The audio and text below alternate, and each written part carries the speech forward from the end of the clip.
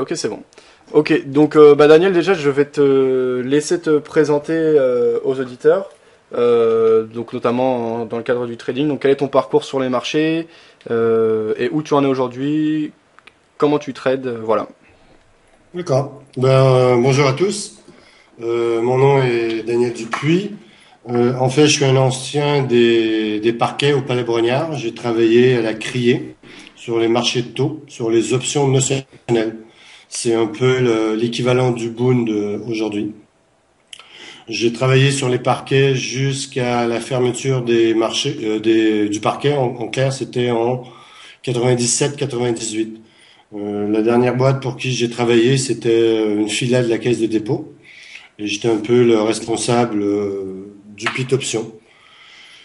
Et à la suite de la fermeture, j'ai travaillé pour des courtiers à Londres sur des produits Eurex, c'est-à-dire sur le DAX, sur l'Eurostoxx et un peu le Bund. Et depuis 2003, je me décris comme trading advisor. Ça veut dire que je conseille des gestionnaires privés ou institutionnels sur des stratégies de marché. Aujourd'hui, j'interviens principalement sur le Bund, l'Eurostoxx, le DAX et quelques paires du Forex. Et accessoirement, quand il y a des gros mouvements sur quelques commodités comme le pétrole ou l'or, je leur envoie des graphiques et je leur dis ma vision du marché. En gros, c'est ce que je fais depuis quelques années. Ok, donc c'est une grosse expérience. Donc ça, quand tu étais trader vraiment sur le pit, t'avais commencé dans quelle année? 90. En fait, je suis arrivé, la criée a commencé, je crois, en 88-89, et je suis arrivé dans les années 90. Donc, j'ai connu tout l'essor du matif. Le matif, le produit notionnel, il faut savoir que on va dire dans le temps, c'était un des plus gros marchés de taux dans le monde devant le T-Note et le T-Bill aux États-Unis. Et au niveau option de taux, on était la plus grosse place d'options dans les marchés à la criée. Donc moi en fait ce que je fais, j'étais pas vraiment trader en proprement parler. C'est-à-dire que je travaillais pour un gros courtier. On avait des ordres d'acheter et vendre. Et au fil des années, on avait des matrices d'options qu'on appelait. Ça veut dire que c'était un genre de pricer.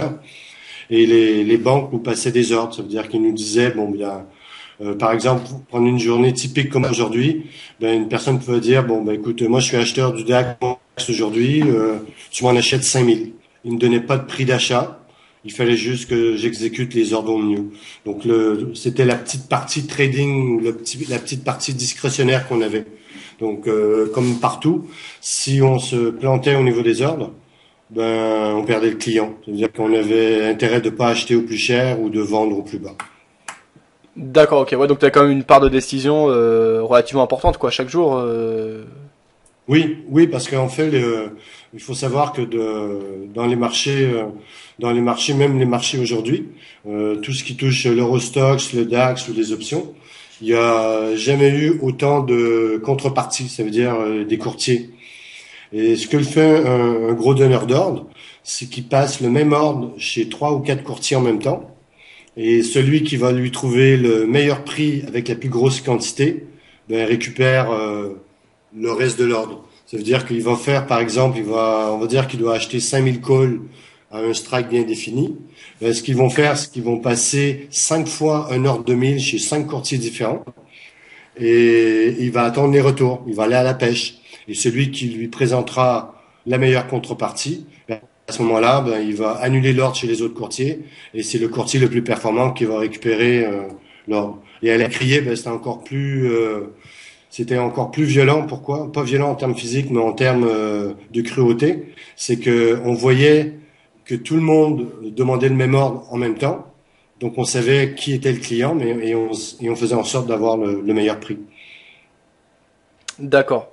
Et du coup, ça change beaucoup de choses à mon avis dans la lecture du marché, le fait qu'on soit passé de marché à la criée, où il y avait justement la notion humaine, où tu pouvais sûrement ressentir les émotions plus facilement, etc. Justement au passage au tout informatique, où là c'est peut-être plus froid. Oui, mais c'est sûr que quand il y a comme tout le monde dit, là il y a de l'homme, il y a de l'hommerie. Ça veut dire que après c'est le caractère. Il y a des gens quand il y avait des gros ordres, on sentait qu'ils avaient quelque chose. Mais par contre, le problème de l'électronique, c'est que les tailles ont augmenté. Et je crois que c'est pas tant l'électronique que l'avènement de l'Internet à haut débit. Avec le trading informatisé que tout le monde critique aujourd'hui, ben, ça change un peu.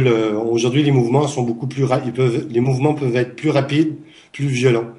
Donc, ça veut dire que tout le concept du money management ben, prend toute sa force ou sa puissance aujourd'hui. C'est qu'il faut être beaucoup plus vigilant.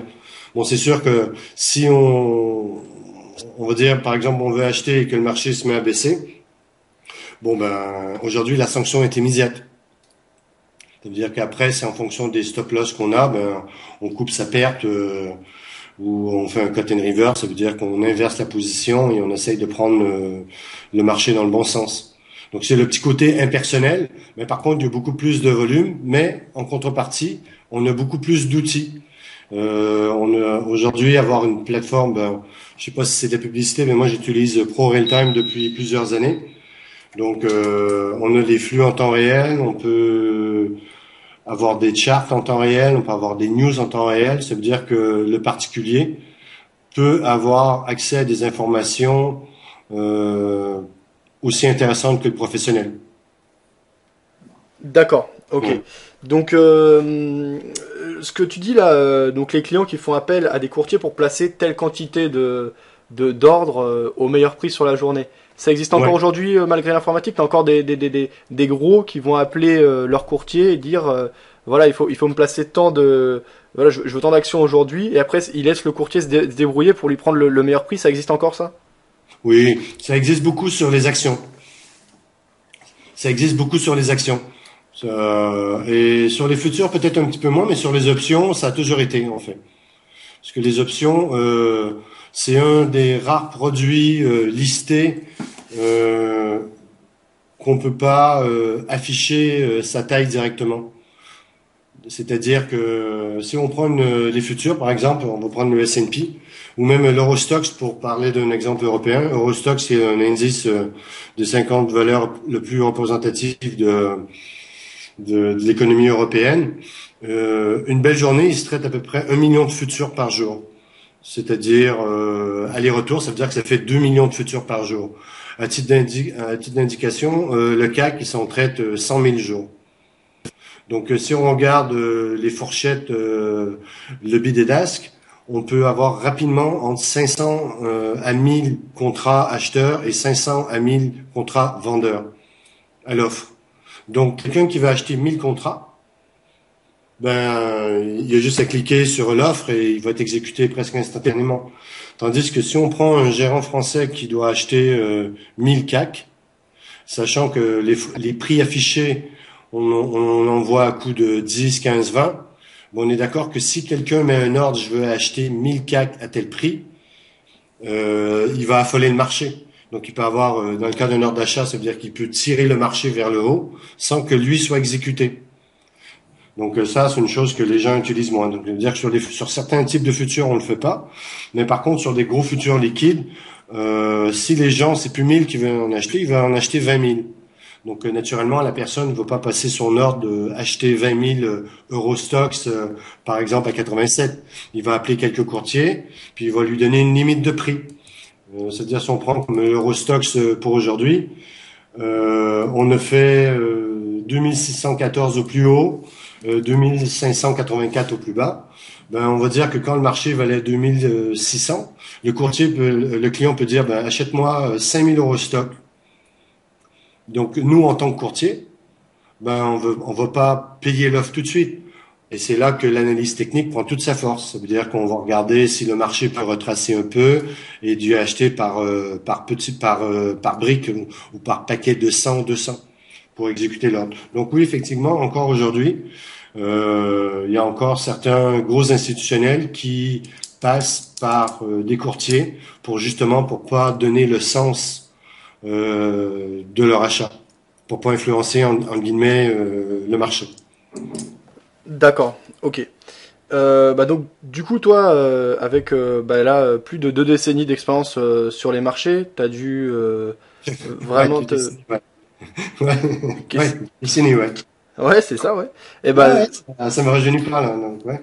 bah, en tout cas, c'est bah, justement, au moins t'es informé et donc tu sais à quoi t'en tenir. Donc toi, de ce que t'as pu constater, on entend beaucoup de choses qui se disent à propos des marchés. Alors il y en a qui pensent tout bonnement que si on fait du directionnel, on peut pas gagner beaucoup. En tout cas, c'est plutôt un piège pour les particuliers. Il y en Ouais. a qui pensent au contraire qu'on peut gagner de l'argent en faisant de bonnes analyses, donc en faisant du directionnel. Enfin, voilà, il y a plusieurs discours. Toi, pour toi, d'après ton expérience, qu'est-ce qui marche sur les marchés et qu'est-ce qu'un particulier peut attendre justement des marchés? Ben, juste une petite anecdote. Du temps de la criée, on disait les deux marchés qui étaient rivaux, c'était le Bund qui était traité sur le Life et le Notionnel à Paris. Et on disait, quand vous demandiez à des intervenants sur Paris, qu'est-ce que vous regardez pour spéculer sur le Notionnel, ils disaient on regarde le Bund. Et quand on allait à Londres, on demandait aux gens qui traitaient le Bund, qu'est-ce que vous regardez comme marché pour traiter le Bund? Ils disaient on regarde le Notionnel. Donc tout le monde s'envoie la balle. Et un jour, j'avais des amis qui travaillaient sur le T-Note à Chicago, et on leur disait, ben, qu'est-ce que vous regardez comme indicateur? Mais ils disaient, on regarde le Bund et le Notionnel. Et nous, en France et en Europe, on regardait le marché américain. Ça veut dire de tout temps, on cherche toujours à reporter la contre-performance sur une raison extérieure. Donc ça a toujours été. Les gens qui étaient sur le floor, ils disaient oui, c'est tel gros courtier qui influence le marché. Après, on disait oui, c'est telle boîte qui manipule les cours avec des faux ordres. Et aujourd'hui, ben, ça se passe la même chose à l'électronique. Donc ça a toujours été. Là, aujourd'hui, en ce moment, la mode, c'est on parle de la faiblesse des volumes. On dit oui, il n'y a plus autant de volume, les marchés sont tirés vers le haut. Moi, je n'ai jamais entendu parler d'un trader qui gagne de l'argent qui va blâmer la faiblesse des volumes. J'ai jamais entendu dire un gérant, je veux dire, moi je sous-performe parce qu'il y avait tellement plus de volume que j'ai pas pu investir dans le marché. Donc il y a toujours un prétexte pour justifier une contre-performance. Mais ultimement, euh, aujourd'hui, comme je disais tout à l'heure, avec l'avènement d'Internet et un particulier, bon, même si c'est cher, il peut se prendre une station Bloomberg. Ça coûte 1000 euros par mois. Bon, ben après, c'est un investissement. C'est veut dire que un particulier peut s'abonner à Bloomberg, qui est la même source de news que les Goldman, JP Morgan, BNP, SocGen vont utiliser. Donc ça veut dire qu'il n'y a plus le prétexte des nouvelles. Donc aujourd'hui, je crois qu'on est vraiment dans un marché de... Ben, aujourd'hui, quand je dis aujourd'hui, je parle depuis quelques semaines. On est vraiment dans un marché de nouvelles. C'est-à-dire que si on entend une déclaration sur le fiscal cliff américain, ben, les indices s'emballent dans un sens ou dans l'autre. Après, si on parle du bail-out, ça veut dire que la demande des Espagnols pour des fonds, le marché peut s'emballer. Donc c'est une histoire de nouvelles. Donc moi je crois que le plus important aujourd'hui, puis c'est très cliché ce que je veux dire, c'est d'avoir un scénario, dire j'achète, quels sont mes objectifs et où je prends mes pertes. Et si le scénario se réalise pas, ben il se réalise pas. Et ça ne nous empêche pas de recommencer derrière. Donc moi je connais des particuliers, ça veut dire que des gens, des traders professionnels privés qui font qui gagnent mais très très bien leur vie à tous les jours. Ça veut dire que le seul problème, c'est qu'ils ont le syndrome de la page blanche le matin. Ça veut dire que quand ils arrivent le matin, c'est des gens qui gardent pas de position overnight. C'est-à-dire que les marchés de futurs sont ouverts généralement de 8 heures le matin à 22 heures le soir. Même s'ils ont un sentiment haussier sur les indices, à, à 22 heures, ils vont couper les écrans et ils vont reprendre la position le lendemain matin, tout simplement. Donc, je vois pas pour moi, je vois pas de contrainte. On a de la volatilité dans le marché, on a des mouvements irrationnels. Ça veut dire que ça peut profiter à tout le monde. D'accord. Un petit truc pour revenir à propos de la plateforme Bloomberg. En fait, on en entend souvent parler. Justement, tu parlais tout à l'heure. Maintenant, le particulier, il a accès même gratuitement ou vraiment à des sommes très modiques à des plateformes vraiment performantes. Tu as parlé de ProRealTime, il y en a également d'autres, et à des sources d'informations très rapides. Est-ce que malgré tout, il y a encore un vrai avantage d'avoir Bloomberg? On a l'information plus rapidement que les autres. Est-ce qu'il y a des rumeurs particulières qui sont données sur la plateforme Bloomberg? Euh, Qu'est-ce que je pourrais vous dire par rapport à ça? Euh, la nu- Moi, j'ai toujours dit, le jour que, quand on lit dans le journal qu'il y a une rumeur sur une société ou un rachat d'une société, dites-vous que l'imprimeur le sait avant vous. Est-ce que vous voyez ce que je veux dire? L'imprimeur qui imprime le journal la veille, ou même le journaliste qui publie la rumeur, il est forcément au courant avant vous. Mais ça a toujours été. Donc l'important c'est de savoir comment va réagir la psychologie ou l'interprétation d'une nouvelle. C'est ça qui est important aujourd'hui. C'est que regardez comme aujourd'hui, on a eu une statistique qui s'appelle l'ADP. C'est une statistique sur l'emploi privé aux États-Unis. Le chiffre est sorti moins bon qu'attendu, mais les bourses, si vous prenez l'Eurostoxx par exemple, à la sortie de la statistique, l'Eurostoxx valait 2590. Et aujourd'hui, ben là, à l'heure où je vous parle, ça vaut 2588. Est-ce qu'il y a eu vraiment un impact négatif d'une mauvaise statistique? Non. Donc ça veut dire que c'est vraiment l'interprétation que les gens en font. Donc accès à l'information. Et encore, faut-il être devant ces écrans quand la nouvelle va sortir? Parce qu'elle peut sortir à 8 heures le matin comme à 22 heures le soir, ou à 12h45 pendant que vous êtes en train de déjeuner. On ne sait pas. C'est-à-dire qu'il y a un petit peu facteur chance. Et quand la nouvelle sort, il faut pouvoir acheter ou vendre ou pouvoir interpréter en instant T la nouvelle. Peut-être que la nouvelle paraît bien et le marché va monter et qu'après, ben, finalement, les professionnels vont dire non, c'était attendu, c'était anticipé et le marché va corriger. Donc je crois pas. Il faut arrêter avec j'appelle ça le syndrome du Gaulois, de se sentir en guillemets attaqué, inférieur par rapport aux professionnels. Les professionnels, c'est des humains comme vous et moi. Donc ils ont accès soit à des informations, mais pour avoir raison sur le marché, ils sont pas aussi infaillibles qu'on le croit. Et juste pour un dernier point par rapport à ça, je crois que la force des institutionnels aujourd'hui, c'est qu'ils ont accès directement au flux. C'est-à-dire que ils ont accès aux ordres. Et ça revient comme à la criée. À la criée, c'était quoi la force? C'est qu'on voyait les ordres partir des box de criée pour arriver sur le floor. Donc si on voit l'ordre arriver, ben, ça veut dire on a un temps d'avance sur la personne qui l'a pas vu. Mais aujourd'hui, c'est les flux. Ça veut dire que si vous prenez une boîte, un JP Morgan ou un Morgan Stanley ou un Goldman, quand les sales achètent, je sais pas, 1 million d'actions d'une valeur, ben quand cette personne-là passe l'ordre sur le marché, vous êtes le courtier. Bon, normalement, vous n'êtes pas censé divulguer le sens de l'ordre, mais quand vous voyez qu'une personne achète 1 million d'actions, ben disons que les probabilités que l'action monte sont plus de votre côté que l'inverse. Donc c'est vraiment un accès au flux. Et ça, c'est quelques privilégiés. Ça a toujours été, puis ça le sera toujours. Donc c'est pas, c'est pas une fin c'est pas la fin du monde et c'est pas une fin en soi, je crois. Parce que ça, l'accès au flux, c'est jamais ouvert au public. Il n'y a pas d'abonnement ou de choses comme ça qui permettent de suivre ces flux. Il faut il faut être client de ces courtiers-là. D'accord, mais de ces courtiers, donc c'est quoi? C'est des courtiers généralistes ou c'est spécialisé sur uniquement quelques gros investisseurs?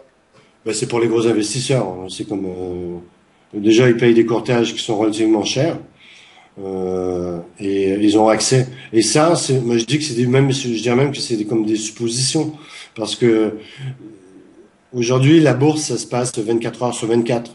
C'est-à-dire que vous pouvez avoir un trader australien ou chinois ou bolivien ou chilien ou qui peut intervenir sur le marché. Donc on voit pas d'où l'ordre vient. On voit l'ordre arriver sur les marchés, mais on connaît pas la source. Donc, donc les flux, je donne quelques exemples que quelques courtiers institutionnels. Non, je dis ça parce il y a une semaine, il y a des courtiers américains qui se sont fait sanctionner par la SEC pour le délit d'initié. D'accord? Donc ça s'est su ultimement. Donc ça veut dire que ce courtier véreux, ben, il abusait de son, entre guillemets, de son accès à d'informations privilégiées, tout simplement. C'est un, D'accord. c'est un petit peu comme, là je vais caricaturer. Euh, Vous avez, je dis toujours, vous avez un beau-frère qui travaille dans une grosse société, d'accord?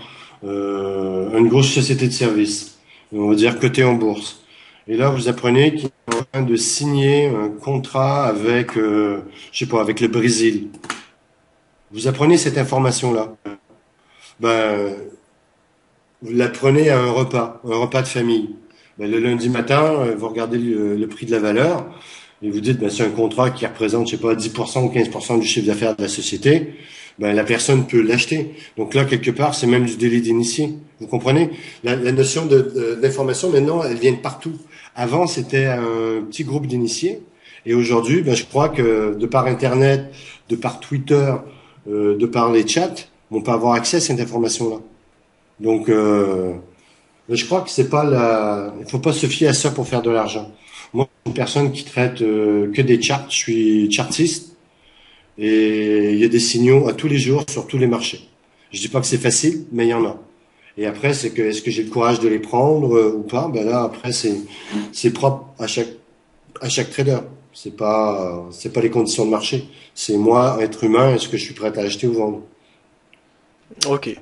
Alors, là, on va faire une petite parenthèse. Beaucoup de personnes ici t'avaient suivi dans le cadre du concours que tu avais fait récemment avec Saxo Bank, donc les talents du trading. Tu avais eu des bons résultats.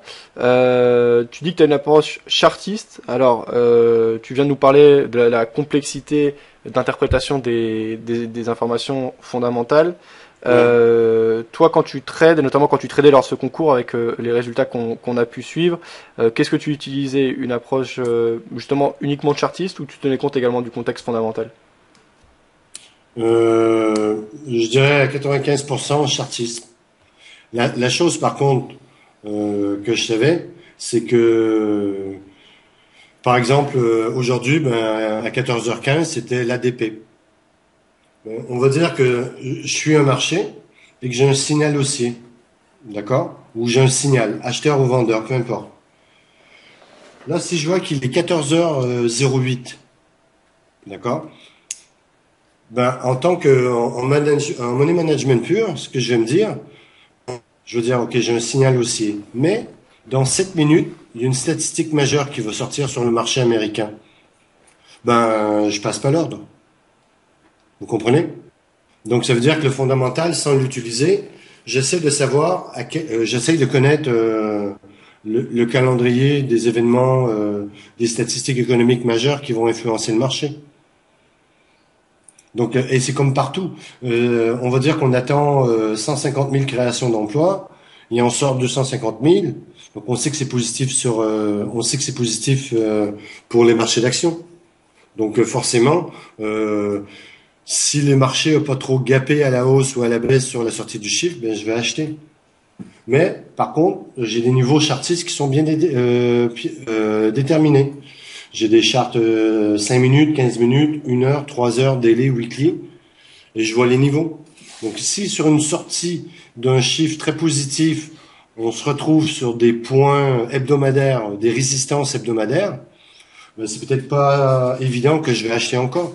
Parce que pour moi, on est rendu sur résistance. Donc là, après, ben, là, après, c'est mon expérience ou mon intuition qui me dit, bon, ben, peut-être qu'il faut vendre sur ces niveaux-là. Donc l'approche, vraiment l'approche chartiste. Parce que dans le cadre des talents du trading, quand on traitait, je sais pas, le forex exotique, trader le zloty yen, je l'ai pas vraiment regardé. Mais par contre, graphiquement, il y avait des beaux mouvements dessus à prendre. Donc même si je connais pas vraiment tout le fondamental ou ce qui fait bouger un actif, si graphiquement euh, j'ai un signal de vente et que je connais le range daily du produit et je sais où placer mon stop et quelle est mon espérance de gain, ben il n'y a pas de souci, on peut faire une transaction. C'est Ok, vraiment ça revient vraiment à du money management pour moi, hein. ok, ok. Et donc, ouais, tu parles de money management, donc ça aussi c'est pour toi décisif dans le cadre d'un plan de trading pour avoir du succès, c'est vraiment bien penser son money management? Ah, c'est plus décisif, c'est fondamental. D'accord. Et donc, quel modèle de money management il y en a plusieurs, a priori, qui sont intéressants. C'est souvent assez subjectif selon ce qu'on attend des marchés. Ouais. Toi, en gros, qu'est-ce qui te semble cohérent comme modèle de money management? Ben, si on prend par exemple un futur, d'accord? Euh, on va prendre le CAC. Même si c'est un marché, bon, désolé s'il y a des auditeurs, je suis absolument pas le CAC. Je regarde. Vous prenez l'Eurostox. Là, il vaut 2590. J'ai un signal d'achat. Donc là, déjà, je vais regarder les résistances. Et si je vois qu'il y a un potentiel, on va dire, de 20 ticks, d'accord? Je place mon ordre d'achat. Ben, mon stop, je veux pas le mettre 20 ticks plus bas. Pourquoi? Parce que ça veut dire que je suis prêt à gagner autant que je peux perdre. Vous comprenez? Donc une règle de money management, c'est d'espérer au moins deux fois mieux. Ça veut dire que si je suis prêt à perdre 5 ticks sur une transaction, ben, il faut que je puisse en gagner au moins au minimum 10, parce que il va falloir un trade gagnant pour contrebalancer deux trades perdants. Vous comprenez? Là, c'est purement mathématique. Et après, bon, ben, l'espérance de gain, il y a beaucoup de gens qui sont partisans du stop à zéro. Ça, c'est une chose. C'est bien une fois que le stop est à zéro. Mais pour moi, un stop à zéro, ça veut juste dire que c'est une transaction nulle. Et je trouve que beaucoup de gens qui achètent, on va dire, quelque chose à 10, ça monte à 30, ça veut dire qu'ils gagnent 25, et que là, ils se coupent à zéro. Mais je trouve dommage d'avoir 25 pour soi et de finir une transaction à zéro, alors qu'on aurait pu empocher au moins 10 ticks ou 5 ticks de gain. Je dis pas de prendre l'amplitude maximum de la transaction, mais ne serait-ce que de banquer un peu, parce que le but du jeu, comme je dis souvent, en bourse, le plus important en trading, c'est pas de gagner, c'est de durer. Parce qu'il y a des gens qui vont dire, ah mais moi je gagne une fois sur deux. Et quand vous analysez leurs transactions, on s'aperçoit que les gens perdent plus, ils perdent plus qu'ils gagnent. Ça veut dire que c'est mathématiquement, à terme, ben, ils auront plus de capitaux. Donc le money management, pour moi, c'est vraiment à ce niveau-là. C'est quand je gagne, est-ce que je gagne beaucoup plus que quand je perds? Moi, ça me dérange pas de perdre, on va dire, une fois sur deux, d'avoir raison 50% du temps. Parce que si la fois que j'ai raison, pardon, je gagne deux fois plus, ben, finalement, ben, au bout du terme, ben, mon compte, il va grossir et je vais accumuler accumuler les plus-values. Donc, c'est important quand on rentre dans le marché, c'est de connaître déjà le potentiel de sa transaction et c'est de pouvoir vivre avec le stop loss. C'est ce que si je perds tant de ticks ou tant de pourcents de ma transaction, est-ce que ça va m'affecter, oui ou non? Sinon, bon ben, écoutez, un trader a le droit d'avoir tort, on peut pas avoir raison tout le temps. Donc, sauf que moi personnellement, je suis partisan des stops serrés. C'est-à-dire que je préfère entrer à un niveau, être stoppé rapidement et re-rentrer encore au même niveau. Parce que le marché, on ne sait jamais. Parce qu'un stop loss, une chose que les gens oublient, c'est qu'un stop loss, c'est le seuil à partir duquel vous annoncez au marché que vous voulez prendre vos pertes. Vous n'avez aucune garantie que votre stop, on va dire que j'étais à 10 et que votre stop loss est à 5, vous n'avez aucune garantie que votre stop loss va être exécuté à 5. Il peut être exécuté à 4, à 3 ou à 2, voire pire s'il y a un mouvement de panique. Donc, donc c'est tout. Donc c'est important de dire quand on rentre dans le marché, quel est mon risque maximum. Et après les gains, bon après c'est une histoire après c'est personnel. Il y a des gens qui veulent gagner deux fois plus ou trois fois un ratio 3 pour 1 ou 4 pour 1. Ben après c'est personnel. Mais c'est le money management pour moi c'est vital. Et j'ai eu quelques déconvenues dans ma petite carrière de trader où j'ai été laxiste sur le money management et ça m'a coûté cher. Cher financièrement et cher psychologiquement. Parce qu'après, je me suis mis à douter. Et c'est là que je me suis dit plus jamais. Et dans le cadre du concours, ben, mes performances n'ont pas été aussi, on va dire, à la hauteur de mes espérances. Mais par contre, au niveau money management, au niveau de mon gain moyen versus ma perte moyenne, ben, mes statistiques étaient intéressantes. Donc juste à ce niveau-là, bon, ben, j'ai une discipline et bon, malheureusement, je suis pas en finale. Mais quelque part, j'étais content de mon parcours, quoi.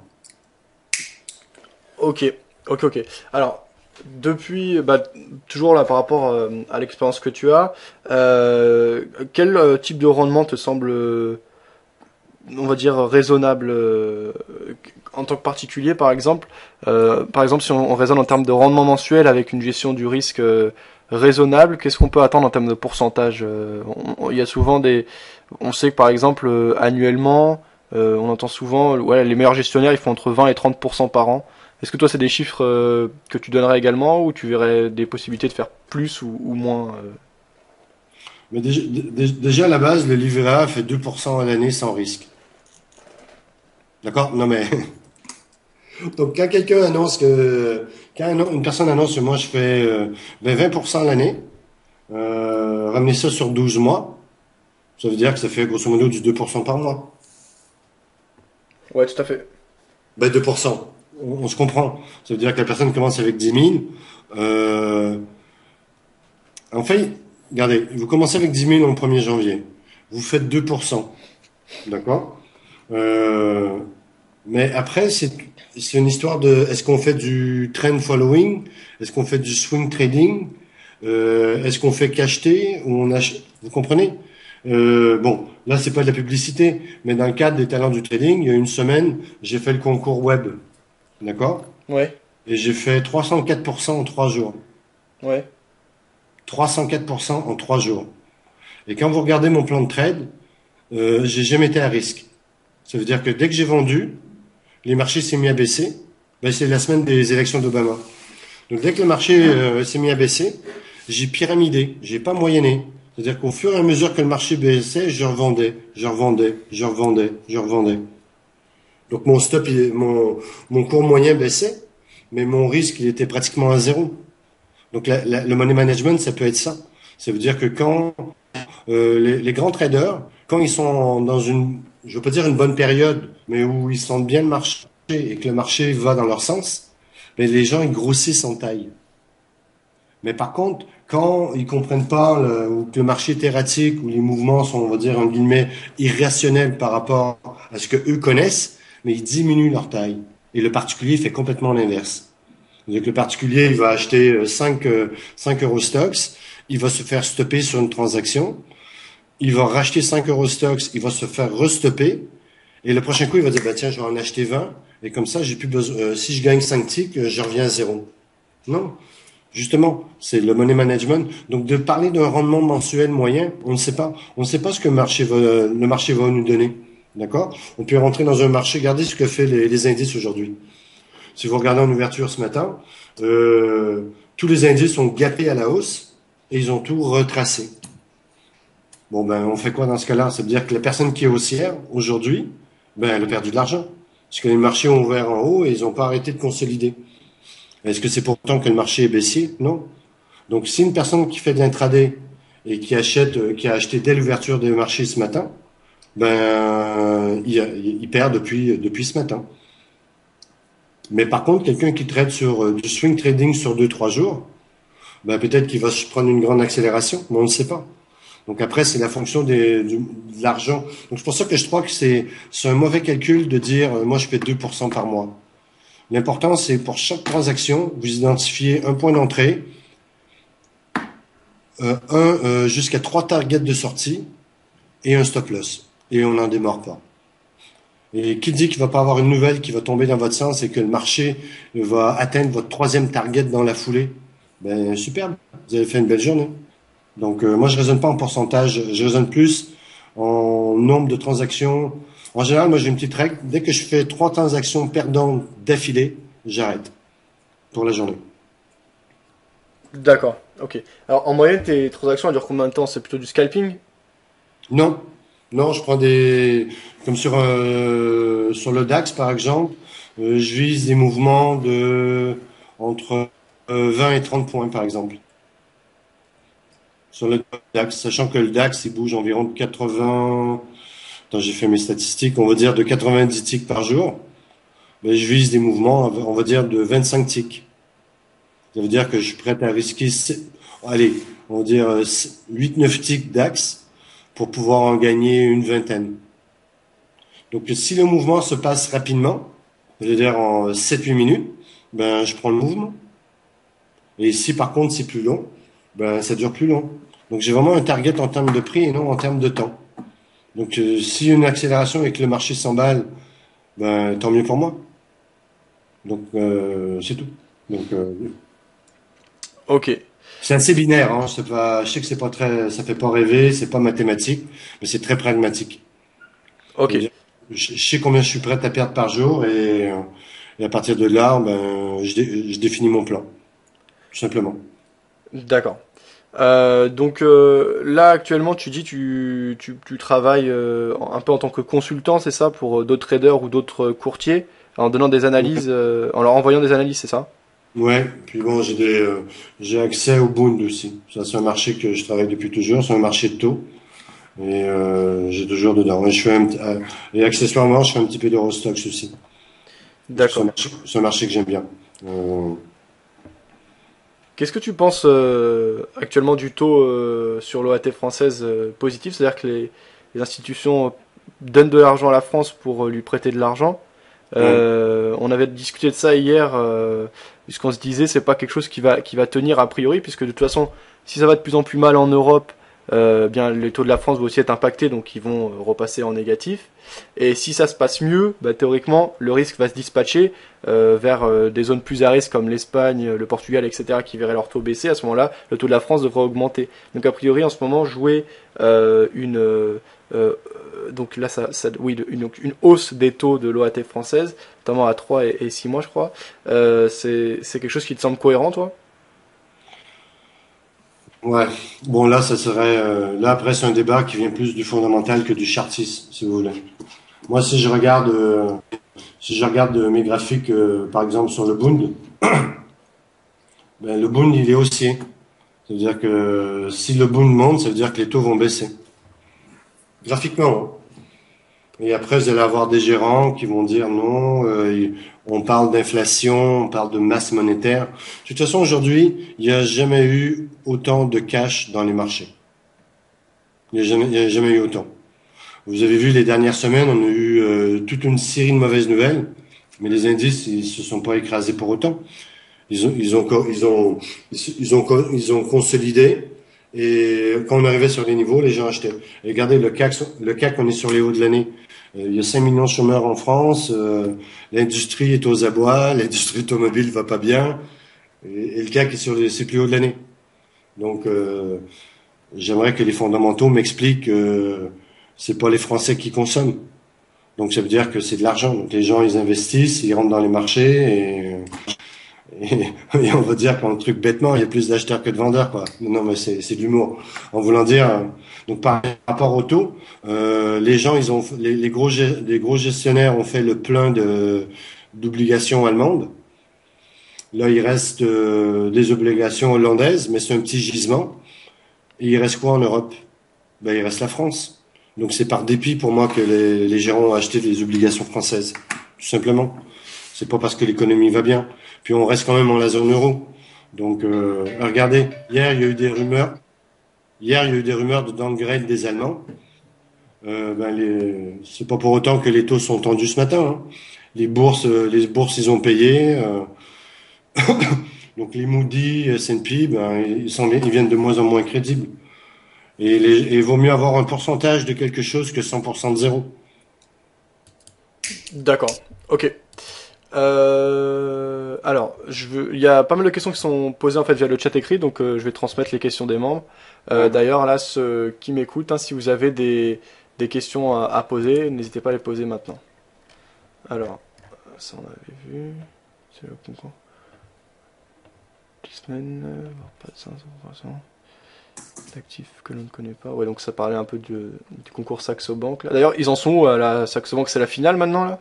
Oui, c'est vendredi 16 heures la, qui vont annoncer le gagnant des 12 semaines.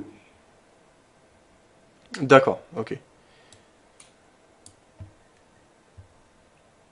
D'ailleurs, toi, ton avis là sur justement ce concours, qu'est-ce que t'en as pensé dans l'ensemble? Moi, comme tout le monde, j'étais déçu d'être sorti pour une histoire de reporting. Mais c'est tout, mais c'était le jeu. Donc quand je suis rentré dans le jeu, je connaissais les règles. J'ai accepté de participer, donc quelque part, j'acceptais les règles. Mais je trouve que le concours aurait pu être un petit peu trop biaisé dans la mesure où on avait des heures de transaction un peu réduites. Bon, pas les dernières semaines, parce que les marchés ouvrent à 8 heures le matin et ferment à 22 heures le soir et le vendredi. Et clôturer et commencer à trader un lundi matin à 9 heures et finir un jeudi à 16 heures, alors qu'on sait que le jeudi il y a beaucoup de statistiques et le vendredi qu'il y a beaucoup de statistiques, c'est un peu pénalisant. Et moi personnellement, puis ça c'est vraiment personnellement, euh, écrire a posteriori ce que j'aurais dû faire dans le marché, non. Je suis haussier, on va dire sur la semaine, et il y a un événement majeur qui se produit, mais je peux me retrouver baissier pour le reste de la semaine, si vous voulez, pour les indices par exemple. Vous comprenez? Ou le forex, pareil. On est aussi sur l'euro, et là tout d'un coup il y a une mauvaise nouvelle. Ben le dollar s'apprécie. Ben je peux être haussier sur quelques semaines et être baissier sur une semaine, mais ça et de l'écrire et de justifier le pourquoi, ça c'est un exercice que j'ai pas apprécié quoi en fait. Puis bon, c'est autant pour moi. Hein, donc je pense que ceux qui sont rendus jusqu'au bout, peu importe au-delà des performances, ils ont quand même eu le mérite de s'être impliqués pendant 12 semaines. Il faut savoir que c'est sur même si c'est un compte virtuel, ils sont pas rémunérés. Donc chapeau quoi. Ok. Ouais. Toi aujourd'hui, c'est quoi ton objectif? C'est de rester trader à ton compte, éventuellement, donc voilà, être consultant pour certaines sociétés comme tu l'as dit, ou tu souhaites aller dans, par exemple, de la gestion de fonds, des choses comme ça? Ben, je touche au trading en fait. Donc tout ce qui est trading, c'est ça qui me, en fait, c'est ça la seule chose que je sais faire quoi en fait. Puis aussi ultimement de faire des formations ou de faire des conférences ou des choses comme ça. Parce que je crois que au fil des années, j'ai emmagasiné un bagage de connaissances, non pas d'enseigner comment faire de l'argent, parce que si j'ai la méthode, je garde la recette pour moi. Mais c'est de partager des formations, comment préparer une journée de trading, ce que regardent les professionnels, les erreurs que les gens peuvent faire, et d'inculquer une discipline de trading, un genre de coach entre guillemets. Parce qu'aujourd'hui, si on prend, moi je prends toujours l'exemple du tennis. Prenez comme un Federer ou un Nadal ou un Djokovic, ils ont beau dominer la scène du tennistique depuis 4-5 ans, c'est quand même des gens qui ont des entraîneurs. C'est-à-dire que c'est des entraîneurs qui peuvent les aider à progresser, qui peuvent mettre en évidence certains points techniques. Euh, mais moi, c'est resté dans le trading en fait. Ça a toujours été. Puis je crois que même quand je serai à ma retraite et que j'aurai, mais ceci dit, j'ai une anecdote à ça. J'ai un ami, bon, son grand-père, jusqu'à 95 ans, il regardait encore les cours de bourse à la loupe. Il tradait pas tous les jours, mais le papy de 95 ans, il connaissait la valorisation de son portefeuille. Et c'est fabuleux. Donc c'est un métier qui n'a pas d'âge. C'est-à-dire au fil de nos âges, bon, on adapte notre trading à notre style. Ça veut dire qu'au lieu de regarder des unités courtes, des UT courtes, on regarde des UT plus longues. Et on peut faire plus du directionnel sur du long terme et du moyen terme. Donc c'est ça, c'est un métier qu'on peut faire pratiquement toute sa vie, quoi. Donc moi, je vais rester dans le trading, forcément. Je vais rester dans le trading. Ok. Il y a une statistique parmi les résultats des traders particuliers, c'est qu'à long terme, il y a à peu près 9 traders sur 10 au niveau des particuliers qui perdent de l'argent sur les marchés. Il y en a seulement 1 sur 10 qui gagne de l'argent à long terme. Qu'est-ce que tu penses toi de cette statistique? Et attendez, quel est en fait, le facteur de cette, voilà, de cette statistique? Ouais, j'ai vu un rapport aussi d'un gros courtier Forex français qui a sorti cette statistique. Et je crois même que c'est 95% la statistique. Donc, C'était qui toi le courtier chez qui t'avais vu cette statistique? je crois que c'est un rapport qui était privé auquel j'ai eu accès, mais c'est un courtier français sur le Forex connu. D'accord, ok, merci. Moi, je crois que, ok, la statistique, elle est vraie dans l'absolu, d'accord? Mais la question n'est pas de savoir qui gagne, qui perd. C'est de savoir pourquoi on gagne et pourquoi on perd. Et le pourquoi on perd, c'est toujours le même truc. C'est le manque total de discipline ou de rigueur de la part des traders, quoi. La personne elle met en place un système où une configuration et elle gagne une fois, deux fois, trois fois, et après elle essaye d'optimiser, puis après elle se dit, elle respecte plus ses règles, et c'est là que ça part. Vous connaissez le truc qui s'appelait les tortues, les turtles, dans les années 80 aux États-Unis ou aux années 90? Ouais, c'est ce qui avait découlé la théorie de dos, je crois, c'est ça? Non, c'était deux traders, Dennis et Richard Dennis et un autre, et il y en a un qui disait, ben moi je vais prendre des inconnus, des gens qui connaissent strictement rien à la finance. Je vais les entraîner, puis ils vont faire de l'argent. Et ils ont eu des candidats et les gens ont performé.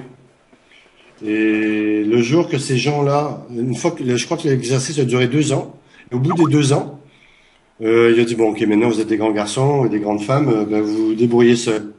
Mais ils ont presque tout perdu. Et la raison, c'est qu'ils n'ont pas respecté leur plan de trade, tout simplement. C'est-à-dire ils ont été plus laxistes, ils avaient plus de discipline, puis ils savaient pas quand s'arrêter, puis ils ont tout perdu. Donc je crois que la statistique des 80, 90, elle est vraie, mais je crois qu'il suffirait de peu pour que, je dis pas d'inverser la statistique, mais pour tripler ou quadrupler le nombre de gens qui peuvent vivre de leur trading, ou du moins de moins perdre. C'est qu'une histoire d'éducation. Et en Amérique du Nord, ils ont cette culture-là de vouloir apprendre. Tandis qu'en France, on a une culture plutôt d'apprendre par soi-même. Et moi, je suis un friand des salons, des conférences. J'ai toujours quelque chose à apprendre. Il y a peut-être un particulier, on va échanger autour d'un café, puis il va me dire, ben moi, je regarde telle configuration. Et devant mes écrans, je vais regarder ce qui se passe. Et si ça marche, ben, tant mieux. On a toujours quelque chose à apprendre. Donc le jour qu'on pense que le marché et nous, on forme qu'un, ben, c'est le temps de prendre des vacances. Parce que le marché a toujours raison. C'est très vérité de la palisse, mais c'est vrai. C'est le marché qui a raison. Donc même si on disait ça devait baisser, non. Si le marché va à un tel niveau, c'est ce qui doit y aller. Donc la statistique, oui, elle est vraie, mais je crois que c'est par manque de discipline que beaucoup de gens perdent, et non par talent, et ni pour l'accès à l'information. Parce qu'on a tous accès à l'information, et après c'est une histoire de rigueur et de discipline. C'est très cliché, mais malheureusement c'est encore d'actualité aujourd'hui. Ok. Est-ce que d'après toi c'est important ça, tu parles des salons là, le fait de rendre un peu plus vivant les marchés ou non après ça c'est propre à chacun est-ce que tu penses quand même que ça garde une importance justement de créer des contacts comme ça et de voir un peu l'industrie plus concrètement que uniquement derrière ses écrans? Ça a un intérêt dans le cadre du trading pour voir les choses, pour se rendre compte de certaines choses? Ben, écoute, nous, là, ça fait nostalgique. Mais quand j'étais à la criée, au début, on avait des belles horaires. On finissait de travailler à 16 heures. Et on allait toujours prendre une bière avec plusieurs personnes du PIT. Et nous, on appelait ça la séance pour exorciser la journée. Ça veut dire que on parlait de nos bonnes transactions, nos moins bonnes, histoire d'échanger sur le marché. Et de voir que des fois, il y a des jours, ben, ça passe pas. En ce moment, j'ai des gens qui font du forex et les marchés du forex, c'est relativement dur. Et les gens ils disent, ben, j'arrive pas à gagner, pourtant le marché monte et je suis acheteur et je perds. Mais c'est important de pouvoir échanger, de pas rester dans son petit coin. Et c'est bien d'échanger, de parler des bons moments et surtout de parler des mauvais et de comprendre où on s'est trompé. C'est important d'échanger, je trouve. Et de voir déjà des gens et on crée des liens. Je dis pas de tous trader en même temps, de dire bon allez on achète tous en même temps ou on vend tous en même temps, mais d'échanger, de parler des sentiments de marché, de dire moi j'ai une analyse plutôt technique que fondamentale, bien que au fil des ans j'ai une expertise fondamentale, mais je m'appuie pas là-dessus pour trader. Ben, j'aime bien parler des marchés avec les gens. Et c'est pas une histoire de professionnel ou d'expérimenté. Il y a des gens on a tous quelque chose à dire dans le marché. Et dès lors que quelqu'un a le courage de mettre des vrais sous sur un compte et d'acheter et vendre, ben pour moi il y a autant mon respect qu'un professionnel qui en achète 1 million, quoi. Comprenez ce que je veux dire? Dans le sens que moi dès lors que la personne traite de la vraie argent, ben c'est un trader, point. Expérimenté ou pas, la question n'est pas là. C'est un vrai trader. Il est dans la cour des grands. C'est-à-dire que Quand il achète ces deux CAC, ben, il va peut-être les acheter chez la BNP ou la Générale ou d'un particulier. Parce qu'on ne sait pas qui est en face. Vous comprenez? C'est le marché est complètement disloqué. Donc la personne qui rentre, c'est pour qui achète, c'est pour gagner de l'argent. Puis c'est tout. La personne qui achète, elle veut que ça monte. La personne qui vend, elle veut que ça baisse. C'est tout. Donc on est tous au même pied. On est devant un écran, on a tous le même terminal avec les mêmes prix. Donc là, donc moi je pense que c'est plus une histoire d'éducation. Et de pas avoir de fausse pudeur, d'investir pour apprendre. Euh, c'est tout. Donc quand les gens ils vont faire du ski, ils se payent des moniteurs à je sais pas combien d'euros la séance pour apprendre à skier. Pardon. Pourquoi on ferait pas pareil en trading, quoi? De faire appel à des coachs ou des professionnels de l'industrie et qui peut leur donner des conseils pour améliorer leur trading ou leur approche du marché. Et je suis sûr que la statistique, elle serait plus de 95 ou 90, elle baisserait, je sais pas, à 80 ou 70 ou peu importe. Ça. D'accord. Ok. C'est Alors, personnel comme avis, hein, c'est pas. Mais j'en reste intimement convaincu. ok. Alors, là, mais vous mettez quel volume? Ouais, enfin là c'est sur chaque. Je vois pas trop en fait. Evan, il y avait un des membres qui demandait. Ouais, mais là, enfin, ça veut pas dire grand chose. Non, mais alors je passais à quelque chose d'autre. Les profits, ce sont les bestes qui le font. Parler justement.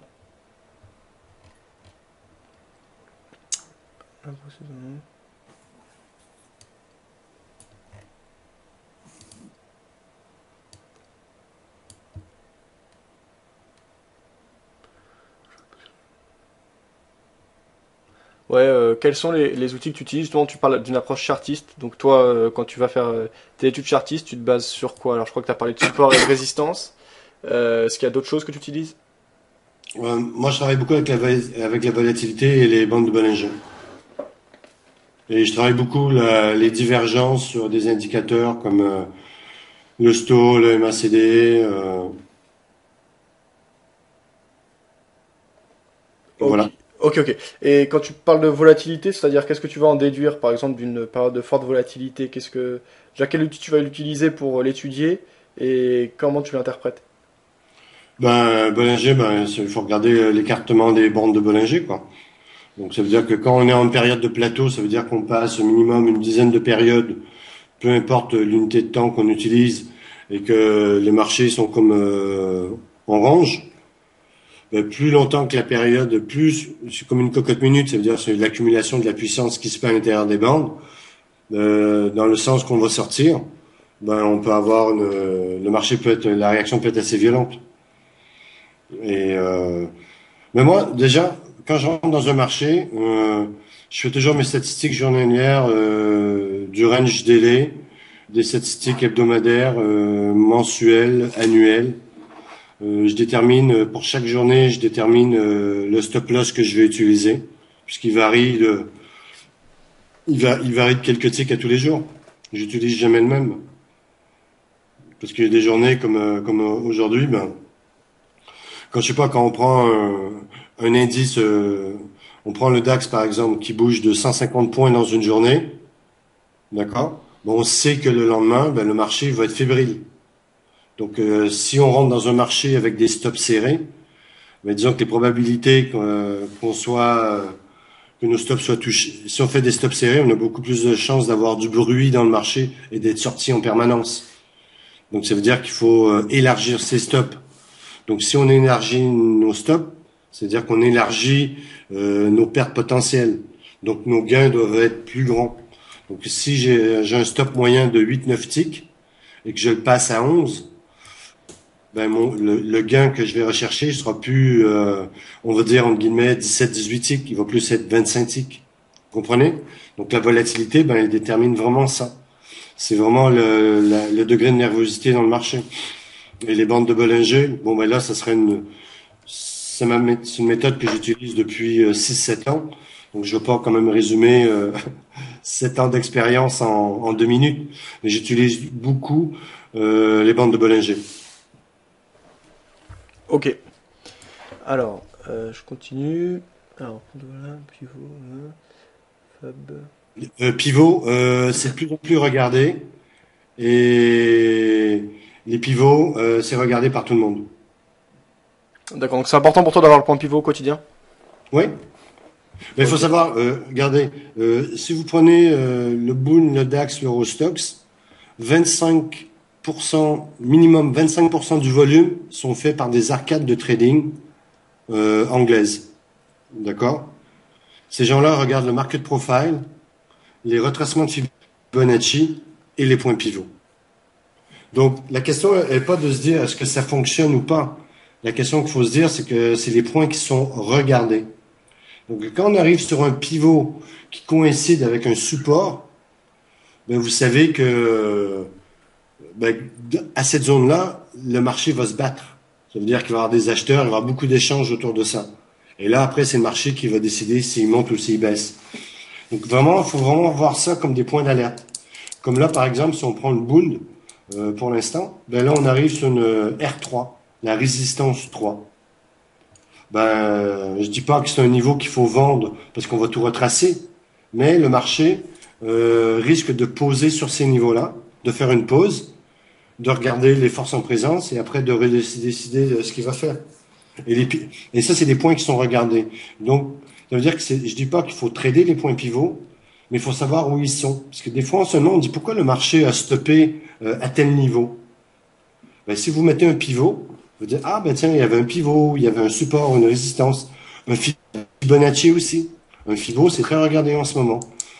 Demandez-moi pas pourquoi, c'est regardé. Donc, il faut les avoir en tête. Parce qu'on sait que les professionnels regardent ça. Et quand vous écoutez les chaînes sur CNBC, les Américains qui parlent de marché, ils disent oui, le marché est retracé 50%. Ben, c'est pas anodin.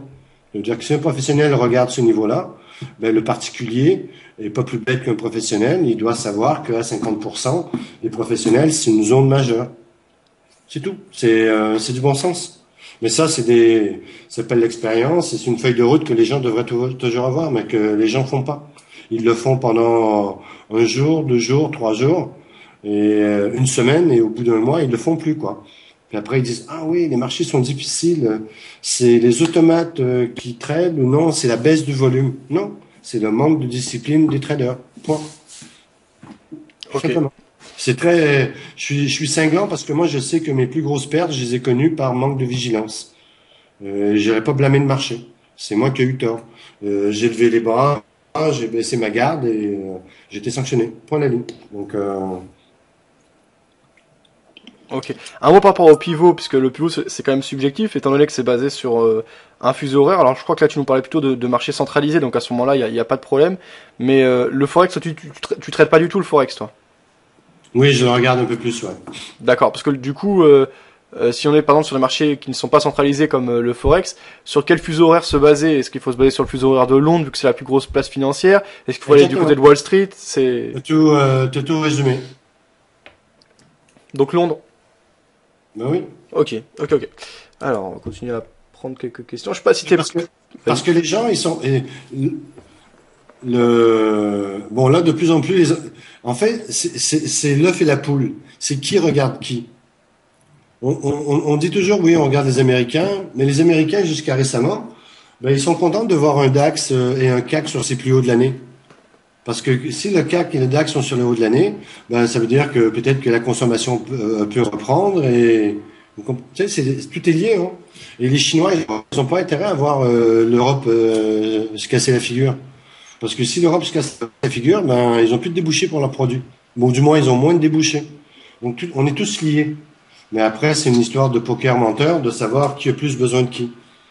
Mais tout est lié. Donc, là, en fait, il faut regarder la City, historiquement, c'est là qu'il se traite le plus pour tout ce qui est Forex. Bon, ben, ils regardent les pivots là-dessus. Comme pour les actions, ben, on regarde le Dow et le S&P. Et vous comprenez ce que je veux dire? C'est Ouais. tout.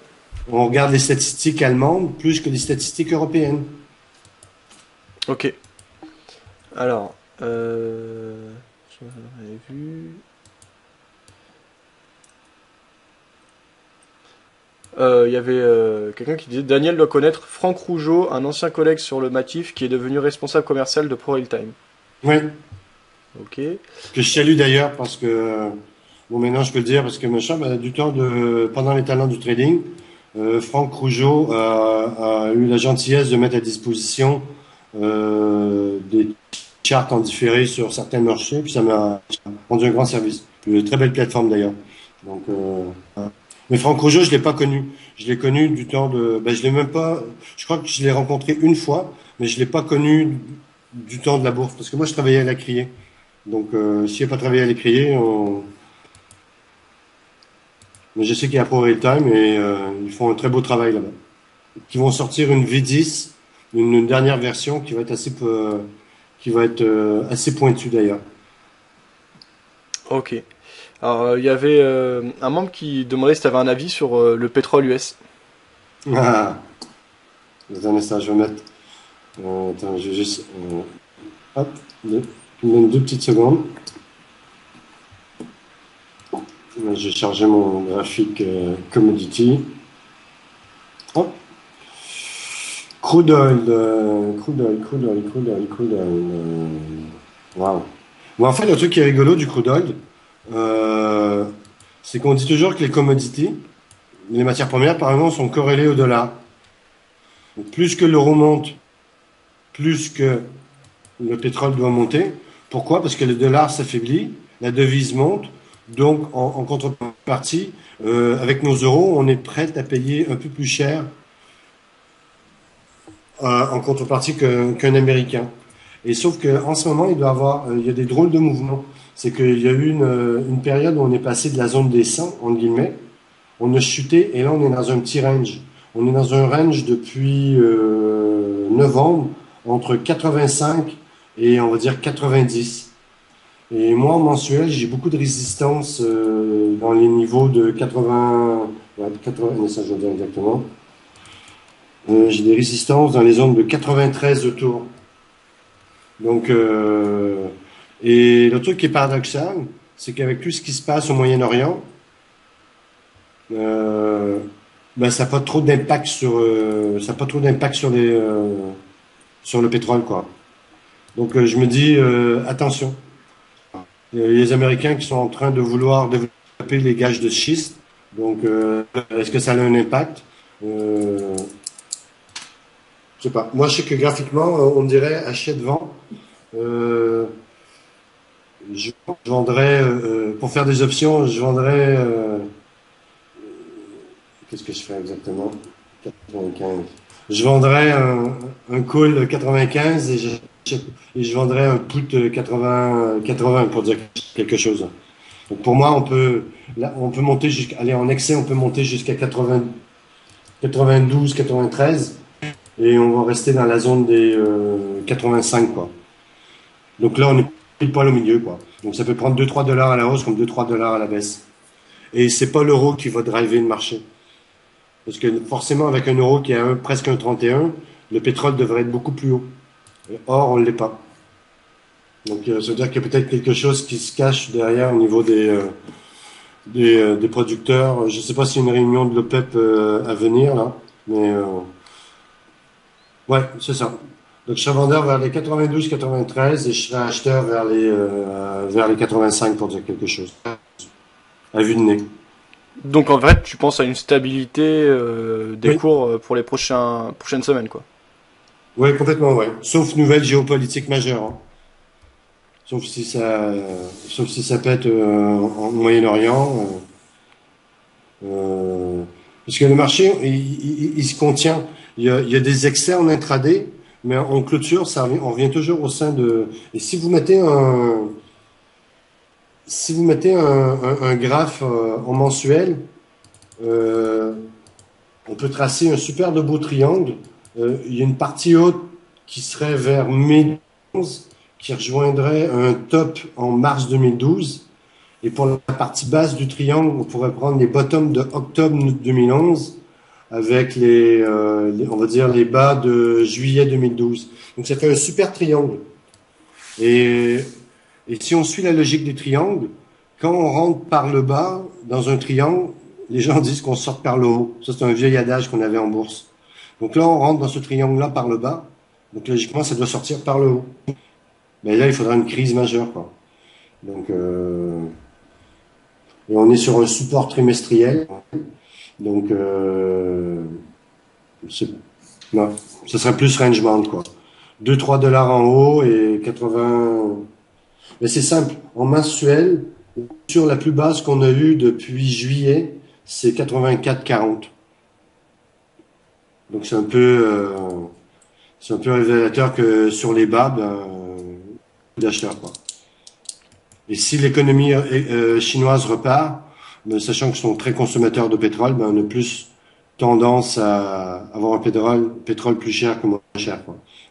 Ne serait-ce que par la demande structurelle. Puis il y a l'Inde aussi, qui sont des gros consommateurs de pétrole. Ok, Voilà. et par rapport au gaz de schiste, là, on en entend souvent parler.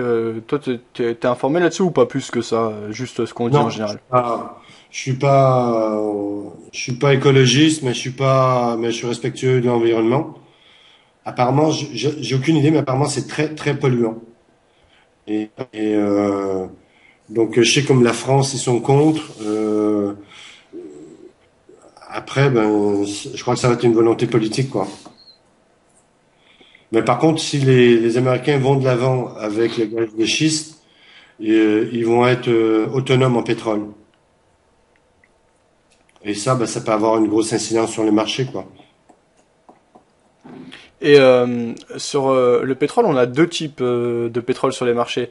On a le Brent et donc le Sweet Crude Oil. Donc a priori, donc le Brent c'est le pétrole de la mer du Nord, donc Ah, ouais. à destination de l'Angleterre, c'est ça? Ou non, c'est autre chose. Non, Et c'est le pétrole qui vient de la mer du Nord. d'accord. Et pourquoi il y a besoin de deux côtés deux fois? Parce qu'a priori, c'est le même produit au final. Non, c'est pas la même qualité. Parce qu'en fait, le pétrole après, c'est la pureté au niveau du raffinement et tout ça. Donc là, les pétroles de Whitey à la base, euh, au Texas ou dans l'Ouest canadien, on avait juste à donner un coup de pioche par terre et le pétrole il jaillissait. Au niveau de l'exploitation, c'était différent.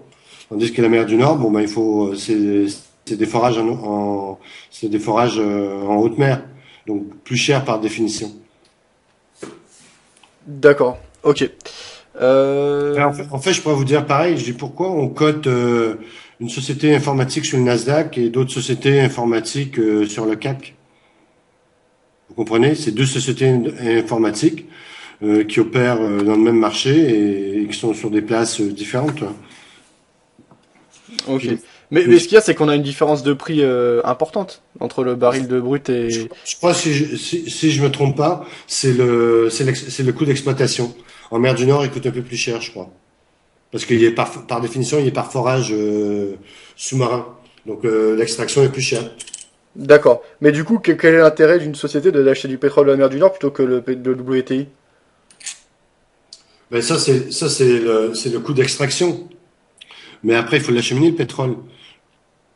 Donc le pétrole qui est produit, je sais pas, au Mexique par exemple. Une société, je sais pas, scandinave, bon, elle va acheter son pétrole en Suède ou en Finlande et tout ça. Mais c'est l'acheminement après. Ok, ouais. Donc parfois la différence de prix entre les deux barils peut être compensée en fait par le coût Non, non, non, non, d'acheminement. C'est ça que tu veux dire? c'est pas la question que vous m'avez posée. Vous m'avez dit quel est l'intérêt pour un client d'acheter du pétrole de la mer du Nord versus du pétrole du WTI. Moi, a priori, à froid comme ça, à chaud comme ça, je vous dirais c'est pour une histoire de transport. Il y a moins de coûts d'acheminement. Ouais, voilà, c'est ça. Ouais, ouais, ok, ok, ok. Alors, je sais pas si tu dois peut-être y aller là. Non, c'est bon pour moi. Là, pour l'instant, Ok. il n'y a pas. Il reste encore quelques questions, donc voilà, je vais continuer. Allez-y. Alors, nom de femme, là. Cuisine.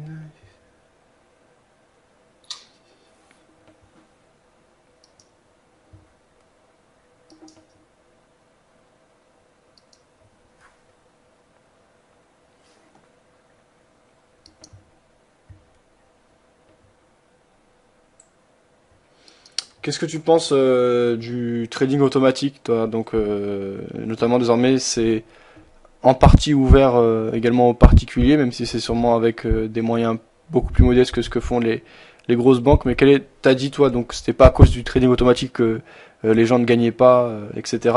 Mais il y en a qui peuvent se servir du trading automatique dans le cadre de leur trading. Qu'est-ce que t'en penses toi? Qu'est-ce que j'en pense?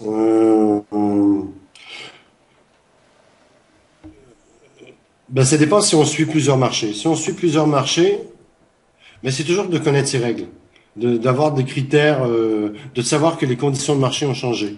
Par exemple, si on prend les indices jusqu'au 26, jusqu'à cet été c'était la fin du monde, jusqu'à temps que Draghi annonce l'euro est irréversible et tout ça. Et là on a vu l'euro qui est passé de 1,22 jusqu'à 1,32.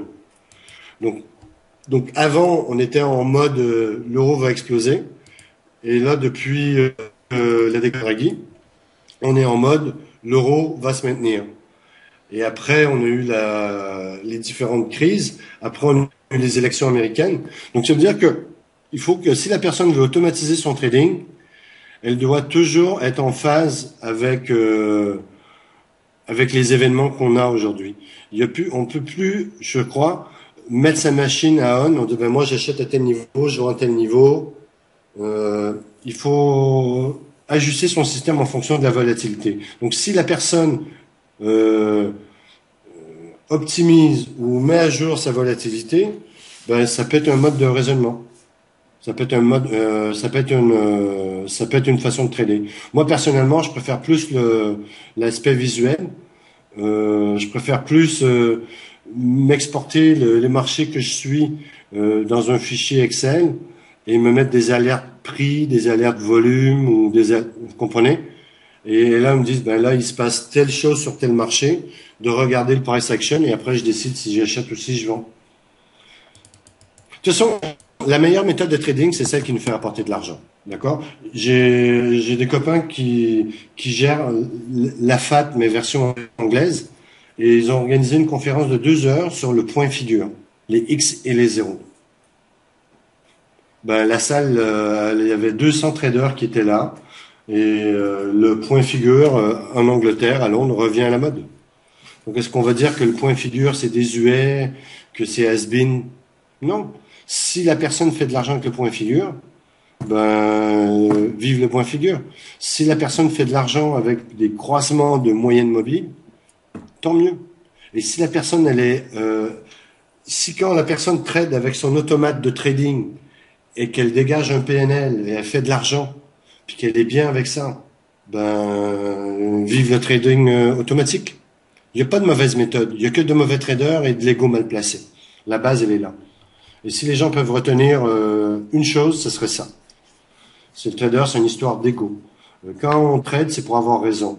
Mais on a le droit d'avoir tort. Et il faut savoir dire, bon oui, j'ai tort, mon raisonnement, mon timing n'est pas bon, je prends mes pertes et je rentre plus tard dans le marché. Et donc, trading automatique, je dis pourquoi pas. Mais les boîtes noires qui décident à ma place les signaux, ça, non, je suis pas d'accord. J'aime bien être maître de mes pertes. Ok. Daniel Doconnet, ça en avait vu.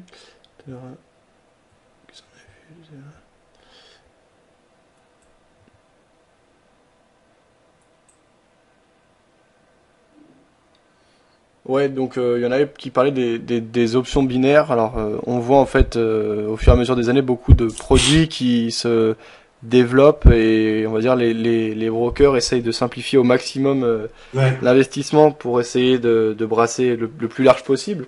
Donc en fait, on se retrouve avec des produits qui sont très proches de ce qu'on peut trouver sur les paris sportifs. En l'occurrence, il y a quand même pas mal d'arnaques ou de problèmes par rapport à ça. Qu'est-ce que tu en penses, toi, par exemple, des options binaires? A priori, c'est rigolo. Moi, je dis rigolo, je passe bien mon main. C'est des options, en fait. Les options, il y a de la valeur temps, il y a de la volatilité et tout ça. Donc, aujourd'hui, il n'y a rien de gratuit. Donc, de dire à quelqu'un, ouais, je parie 50 euros que dans les 15 minutes qui viennent, l'euro va coter 30,78. Ben, le courtier qui vend les options binaires, ben, ils ont un modèle mathématique et ils price un truc. Donc c'est basé sur des options réelles, tout simplement. Donc moi je dirais attention. Si ça serait facile, tout le monde le ferait, quoi. Tu Ok. sais, c'est des options, hein. Ouais. Mais le principe est alléchant, si vous voulez. Je dis pas que c'est pas un mauvais, je dis pas que c'est un produit, mais je trouve qu'il faut faire attention. C'est un petit peu comme les varans. Ben, les varans, c'est l'émetteur qui joue sur la volatilité. Ça veut dire que quand ça se passe mal, il va jouer sur la vol. Donc ça veut dire que l'option va moins s'apprécier et on gagne pas autant que si on aurait fait la même opération dans un marché listé d'options ouvert à tout le monde. Donc c'est un peu technique, mais c'est ça. Donc pour moi, je privilégie toujours les marchés listés. Et pour ceux qui font les options binaires, bon, j'ai pas de pub à faire, mais tu as deux gros courtiers sur Paris qui sont dignes de confiance. Et mis à part eux, Vas-y, n'hésite pas à dire les noms, hein. moi, c'est marrant parce que même j'ai eu des différences. Saxo Bank, on m'a dit du bien des options Saxo Bank, on me dit bien d'une index de IG Market. Donc, D'accord. je les ai pas tradés personnellement. D'accord? Je vais être honnête là-dessus. Là, j'ai pas de compte chez eux, chez ni un ni l'autre. Et on m'a dit du bien de leurs produits. Donc, c'est la meilleure chose que je peux vous dire. Mais pour pas je les ai pas tradés. D'accord? Pour que les choses soient bien claires. Et j'ai pas d'entente commerciale avec eux non plus. Donc, Ok, ok. Simplement, par rapport aux options, de manière plus générale, il y a beaucoup de professionnels donc, qui se couvrent via le marché des options et c'est voilà, quelque chose quand même de très important. Est-ce que toi, c'est quelque chose que tu trades ou tu n'as jamais tradé les options? ben, mon métier, c'était les options. J'ai travaillé à la Criée pendant 10 ans sur les options de taux. C'était, et quand D'accord, j'étais à Londres, j'étais courtier sur options. d'accord. C'est Donc mon, toi, la base, c'est les options. Aujourd'hui, est-ce que donc c'est moins directionnel les options. Justement, comme tu disais, tu as une valeur temps, tu peux acheter ou vendre de la volatilité, des choses comme ça. Donc c'est un peu plus complexe que du directionnel pur. Est-ce que pour toi, ça propose un vrai avantage justement de pouvoir rentrer dans les choses plus complexes c'est pas complexe. C'est que, en fait, un futur, c'est simple. On regarde le futur, ça monte ou ça baisse. Point. Ou ça reste flat. Mais on va dire que ça monte ou ça baisse. Une option, on peut acheter un call, c'est-à-dire le droit d'acheter quelque chose. L'action peut monter et on peut acheter un call et perdre de l'argent. C'est paradoxal quand même. Ça veut dire que vous achetez un produit qui favorise la hausse des marchés et on peut perdre. Ben, parce qu'après, il y a une histoire de timing et tout ça. Mais la beauté des options, quand on achète les options, on connaît son gain maximum. Et il y a pas il y a pas on peut pas acheter sur marge. C'est que si la prime d'option coûte 2000, ben, il faut mettre 2000 sur la table, point. Donc on sait que notre perte maximum va être 2000 plus courtage. C'est c'est très moi j'ai une expression qui dit black and white. On connaît la sanction. Par contre, les options, pour moi je crois que c'est un des plus beaux marchés. Et pas mon rêve parce que quand j'étais courtier, j'étais pas très mathématique paradoxalement. Je vendais des stratégies options basées sur de l'analyse technique. Et ça marchait. Il y a des banques qui étaient sceptiques, mais qui s'avéraient dans certains moments que ça s'avérait vrai, quoi. Donc les options, après, les options, c'est une histoire de timing, hein. Donc le marché peut passer, le marché peut prendre 2%. Il peut prendre 2% en 2 heures, comme il peut prendre 2% sur 5 jours. Sur un futur, le résultat va être pareil. Mais tandis que sur une option, ben c'est pas la même. C'est-à-dire qu'on peut perdre de l'argent. Après, il y a la notion d'expiration. Et si je peux me permettre de mentionner un nom, c'est une personne que j'ai c'est une personne que j'ai côtoyée et je crois que leur site c'est Stratégie Options. Et je crois un des responsables s'appelle Morgan. Et vous allez sur son site, c'est une mine d'informations. Stratégie Options. Je sais pas si j'ai le. Ouais, mais tapez ça sur internet. Je crois que c'est stratégie au pluriel, option au pluriel. Et c'est Morgan le responsable. Et eux, ils font des trucs superbes. Bah, on l'avait reçu, Morgan, justement, dans le cadre de cette émission, justement, pour une interview. Il nous avait présenté le site. Ah Justement. oui? Ouais. Ok, je savais pas. Ben pour moi, c'est rapport qualité-prix, c'est excellent. D'accord, ok, alors je mets le lien pour ceux qui s'intéressent sur le chat écrit. Ouais, donc par rapport aux options, bah, ce qu'il y a, c'est que finalement, il n'y a pas tant de brokers que ça qui proposent Non. les options. Donc pareil, est-ce que tu aurais des noms de brokers aussi? Je crois qu'en France, au niveau des brokers sérieux qui proposent les options, on a quoi? On a Saxo Bank, il y a IG peut-être qui propose aussi les options. Pareil, c'est ce que tu disais tout à l'heure Non, par le rapport aux meilleur, options. bah, pour moi, la référence, c'est Interactive Broker, IB. D'accord, ok. C'est les plus gros. Bon, leur plateforme est un peu complexe, mais IG Market sont bons. Et après, il y a mais si vous allez sur le site de Stratégie Options, il y a une liste de brokers. Pour moi, il y a Interactive Broker, puis il y a quelques brokers américains. Mais par contre, ils n'ont pas pignon sur rue en France. Mais c'est des références Option Monster. Et ça, eux, je les aime bien parce que j'aime bien les personnages. C'est des gens qui passent sur CNBC. C'est des gens qui ont, bah, je veux dire comme moi, qui ont 15, 20, 30 ans de métier, qui sont toujours actifs dans les marchés et qui offrent une belle plateforme. Il y a Ok. Interactive Broker qui sont pas mal, ouais. Alors, je vais chercher, donc tu dis Option avec un S ou sans S, Monster? Mais ça, Option Monster. Bon, en fait, c'est bon, j'ai trouvé, c'est bon. et ils ont un logo sympa, mais leur logo est rigolo. Mais Ouais. c'est on va dire que c'est dans le top 5 des courtiers américains en ce moment. Ah ouais, carrément. Ouais. Donc Ouais, on les voit à droite, c'est eux là, ceux qu'on voit là. et ceci dit, le fondateur de Option Monster est venu au salon investissement. Alors c'est quoi le salon investissement? C'est organisé par qui déjà celui-là? C'est celui qui est un mois avant celui d'actionnariat. Je me souviens plus qui. Oui, donc c'est organisé par, je crois que c'est Institut de la Bourse. Peut-être. J'ai aucune idée. Et je sais Avec. qu'ils ont invité un des membres fondateurs. D'accord, ok.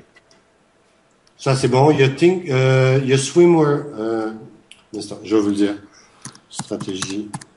Excusez-moi, je cherche en même temps. Mais je crois que si vous allez sur le site de Stratégie Options, si vous allez dans le courtier et vous vous posez la question à Morgan, je crois que lui il sera à même de vous indiquer le courtier que lui utilise. Et ben regardez, c'est marrant, le premier qu'ils mettent, c'est Interactive Broker. Et ah, ça, c'est Think or Swim. Si vous allez sur le site de Stratégie Options, vous allez dans l'espace Broker Options. Ouais. Ils ont des prix qui sont pas très chers et ils offrent la possibilité de vendre des options découvertes. Donc, qui est quand même pas rien.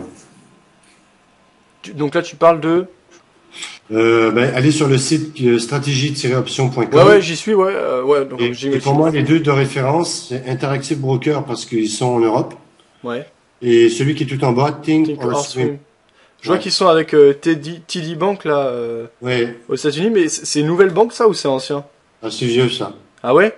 Ouais. Parce que j'en voyais plein s'ouvrir moi quand j'étais pas mal à Miami ces dernières années là et je suis allé à New York aussi et je sais pas j'en ai vu plusieurs se construire alors ils vont bien en ce moment je pense eux. Ouais. Ouais, ok. Ok, ok. Donc ça c'était ok. Ça on avait vu.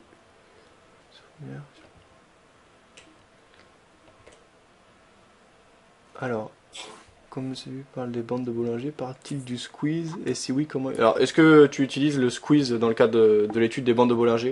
Est-ce que tu l'étudies? Ouais, la période plateau qu'on appelle, ouais. Mais en fait, le Bollinger, j'invente rien, hein. Je fais que, moi, j'ai une approche très visuelle des charts. J'ai une approche qui est très visuelle. Je trace pas de trendline et mes supports et mes résistances, c'est mes indicateurs. Point. Et c'est tout. Ok. Donc il me demandait ouais, comment tu l'utilises justement le squeeze. Alors moi je n'utilise pas les bandes de boulanger, hein, donc je suis pas calé, Ouais, mais voilà. ouais, ça c'est. Je- je- j'aurais besoin j'aurais besoin d'expliquer, mais il faudrait que la personne soit avec moi. Et je montrerai mes graphiques et je pourrais leur donner des indications. D'accord, ok. Donc sinon il y avait Evan qui disait Monsieur Dupuis, en combien de temps croyez-vous qu'un trader particulier correctement formé peut atteindre de belles performances? En fait, combien d'années il faut avant de devenir vraiment performant sur les marchés, de bien connaître les marchés? Ouais. Ouais, c'est une question. Il y a pas de période clé, hein. Pas parce qu'on travaille dans les marchés pendant 20 ans qu'on est forcément compétent. Vous comprenez ce que je veux dire? Il y a des gens qui sont, il y a des gens qui, non, je crois que le plus important, c'est d'identifier le style de trading qui nous correspond. Est-ce qu'on veut faire du scalping sur quelques ticks? Est-ce que on a une aversion au risque? Est-ce que dès qu'on perd un peu d'argent, on panique? Ou dès qu'on perd beaucoup d'argent, on en remet? C'est vraiment il y a un bouquin, c'est dommage, il est fait il est qu'en anglais. Il s'appelle Trading in the Zone. Je sais pas si ça vous dit quelque chose. Moi, je connaissais un trader Trading. entrer dans la zone, mais c'est peut-être pas la même chose. Ouais, c'est ça. Ah, c'est ça, ouais. Ouais. Ben ça, ce bouquin-là, parce que dans les arcades tiens, un truc que je peux dire, dans les arcades de trading à Londres, d'accord, les gens ont toujours une période d'essai de 6 semaines, d'accord. Et au bout de 6 semaines, les gens voient si, on va dire en guillemets, l'apprenti a des aptitudes pour trader, d'accord. Une fois qu'on passe ce cap-là, moi j'ai vu des gens qui au bout d'un mois ou deux, ben, ils se retrouvaient, ils commençaient, on va dire, l'Eurostox avec un lot et à la fin, ben, ils avaient le droit à 25 Eurostox. Et les gens, ils avaient un risque qui était bien défini parce que pour les arcades, c'est une gestion du risque, point. Donc de dire est-ce que ça prend 6 mois ou ça prend un an, on apprend tous les jours, hein. On apprend tous les jours. Euh, il y a des fois, il y a des statistiques qui sortent et qui sont très négatives pour le marché se met à payer. Pourquoi? Ben après, c'est la psychologie des opérateurs. Ben ça, on apprend tous les jours. Donc je crois que, et c'est ça la beauté de ce métier-là, je crois, c'est que on a des patterns, des configurations qui se répliquent, et à un moment donné, ben, les corrélations, ils sont plus d'actualité. Donc là, ça veut dire qu'on doit se remettre au goût du jour, tout simplement. Donc moi, je pense pas qu'il faut partir sur dire, ben, avant un an ou deux, dans un an ou deux, je serai performant. Non, c'est pas vrai. C'est que si vous avez une rigueur et que vous rentrez dans le marché et que vous brûlez pas les ailes au début, ben, votre compte il grossit, vous prenez confiance et après, bon ben, votre intuition et surtout identifier un marché qui vous correspond, quoi. Il y a des marchés qui sont hyper rapides, il y a des marchés qui réagissent aux nouvelles, il y a des marchés qui sont insensibles aux nouvelles. Ben là, faut trouver les produits qui vous plaisent, quoi. C'est c'est simple, mais c'est comme ça. Il y a des gens qui aiment bien qui aiment bien trader pendant les chiffres américains parce que c'est volatile. Puis il y en a d'autres qui vont dire non, moi je préfère attendre 5 minutes. Il y en a d'autres qui vont dire ben, moi je préfère une demi-heure après, comme ça on voit la tendance du marché. Mais c'est parfait. Il suffit d'être à l'aise avec son trading et de pas paniquer chaque fois qu'on clique. Moi je vous avoue que chaque fois que j'achète ou je vends, ben je suis pas sûr à 100%. Même si je trouve que les probabilités sont de mon côté, je suis pas sûr à 100%. Donc il y a rien de garanti, hein. D'accord, ok. Alors, Mika qui demandait, Monsieur Dupuis, sur le concours web des talents, semaine 11, marché Asie, il y a des résultats de malade, comme plus de 1000% sur une semaine. Alors, je sais pas si ça c'est vous. Tout à l'heure, tu as parlé de 300% en quelques jours, là. Il y a Ouais. une erreur d'affichage, ou alors, quels Ouais, sont c'est une erreur d'affichage, ouais. Ah, d'accord, c'est une erreur d'affichage, d'accord. Ouais, je crois, ouais, parce que je crois que c'est une histoire de décimale. D'accord, ok. Mais malgré tout, ouais, tu dis que tu as réussi à faire toi 300% en quelques jours, c'est ça? Ouais, la semaine des US, ouais. Et comment ça se fait? Il y a eu, c'est ce que tu as dit tout à l'heure, c'est-à-dire que tu as pyramidé, en fait. T'as Ouais, suivi un mouvement. Ouais. ouais, j'ai pris le mouvement dans les deux sens. Je l'ai pris à la baisse, à la hausse et à la baisse. Et sur 3 marchés en même temps. D'accord, ok. Ça veut dire que j'étais short, j'ai acheté, en fait, le plus beau, c'est quand Obama a été élu. Je me suis mis à vendre. J'ai vendu le Nasdaq, le SPI et le Dow. Et le Dow, j'ai pris 287 points de baisse. D'accord, ouais, donc c'était des gros mouvements. Ouais, ouais, on va dire que c'était une belle. Mais en fait, ben, je sais pas où je peux publier, mais j'avais mis mon plan de trade. Ouais. Bah, Ouais. Mais je pourrais te l'envoyer par mail. Bah, justement, en fait, ça embraye la question suivante. C'était Laurent qui demandait, Daniel, est-ce qu'on peut te lire sur un forum et échanger avec toi? Donc, tu vois, est-ce qu'il y a un endroit où on peut retrouver ce que tu as à nous faire partager, un blog, un Twitter, quelque chose? Non, je suis pas encore, mais c'est pas prétentieux, c'est en projet. D'accord? Ça me dérange pas, mais j'aime pas, quand je suis devant les marchés, quand je tape, si je suis quelque chose, mais j'aime bien échanger avec les gens par contre. Et avant, on était sur Paris, on se réunissait à plusieurs, puis on se disait une fois par mois, où on allait se faire on appelait ça un dîner bourse, puis on parlait de nos marchés respectifs, tout ça quoi. Non, mais qu'est-ce que je peux faire, Fabien, c'est que je peux retrouver le document et je peux te l'envoyer à toi. Mais si tu veux publier, il y a j'ai aucune objection à ça, quoi. Ok, parfait. Ouais, bah, moi, ça m'intéresse. Je peux le mettre par mail et je le mettrai alors sur le forum à ce moment-là. Ouais, avec plaisir, ouais. Non, parce qu'en plus, je l'avais publié. Je l'ai juste montré que c'est faisable et que c'est pas exagéré. Si, c'est exagéré ultimement, mais ce l'est pas. Donc, pour revenir à une des personnes qui disait, est-ce qu'on peut gagner 20% par mois, 20% l'année. Demain matin, on me dit, on t'offre 20% l'année. Et j'ai dit, si tu me le garantis, je vais mettre des millions. D'accord? Ouais. C'est parce que quand on traite des petites tailles, on est plus mobile. Mais un gestionnaire qui a 1 milliard en gestion, il peut pas, à un claquement de doigts, d'inverser sa pose du jour au lendemain. Parce qu'il va influencer les marchés.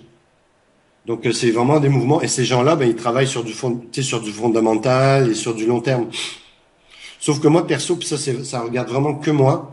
Pour moi, les fondamentaux, ben, il y en a plus, quoi. Il y en a plus depuis avril 2009. Et les gens vont dire à quoi correspond avril 2009. C'est quand les États-Unis ont mis 600 milliards, ils ont injecté 600 milliards dans l'économie. C'était jamais vu depuis des décennies. Et ça a changé la face du monde, quoi. Donc maintenant, avec l'État interventionniste, comme on connaît depuis cette période-là, ça change la donnée, quoi. Mais rappelez-vous, avant que le QE3 soit annoncé, les indices payaient. Ils disaient, oui, ils vont injecter des milliards dans le marché. C'est-à-dire que les gens, ils servent de ces milliards-là puis investissent en bourse. Je sais pas, on échange là, mais pour moi, il y a de la liquidité. Donc les gérants, ben, ils doivent s'investir dans le marché. Donc là, c'est plus 1 million, c'est des centaines de millions ou des milliards. Ben, si ces gens-là achètent tous en même temps, ben, disons que ça a plus de chances de monter que de baisser, quoi. Je sais pas si c'est logique ce que je dis, mais Bah oui, enfin alors après moi, bah, là c'est ton point de vue. oui, ouais. C'est sûr que ça dérègle en tout cas le fondamental, c'est-à-dire que ça change la donne par rapport à ce qu'on avait avant. Après, ça fait aussi partie Exactement. du fondamental, c'est ça que je veux dire. Donc C'est juste ce que, ben, tu as résumé ce que je voulais dire, ça dérègle le fondamental. Moi, c'est le point que je dis. Je dis pas que le fondamental fonctionne pas.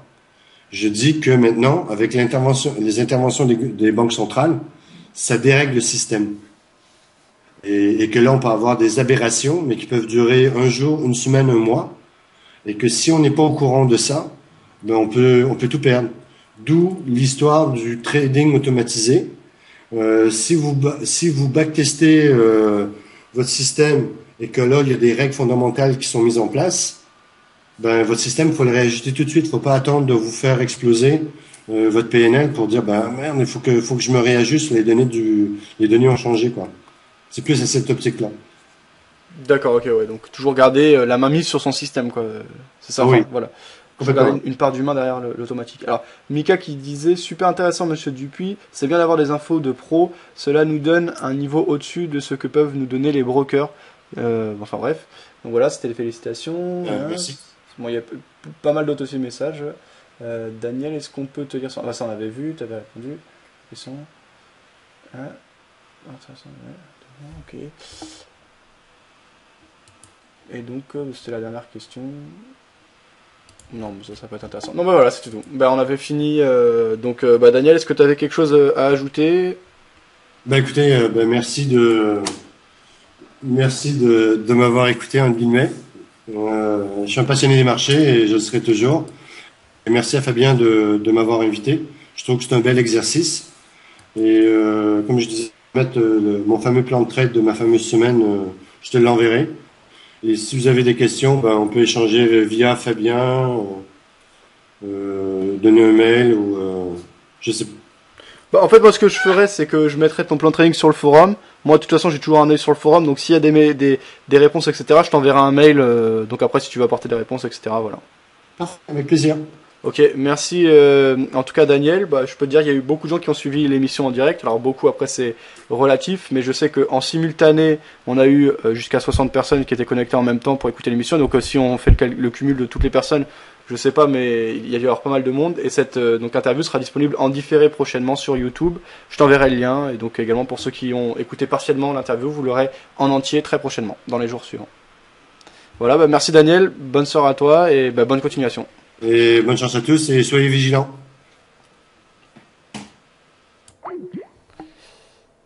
Voilà. Donc l'interview de Daniel. Alors non, Daniel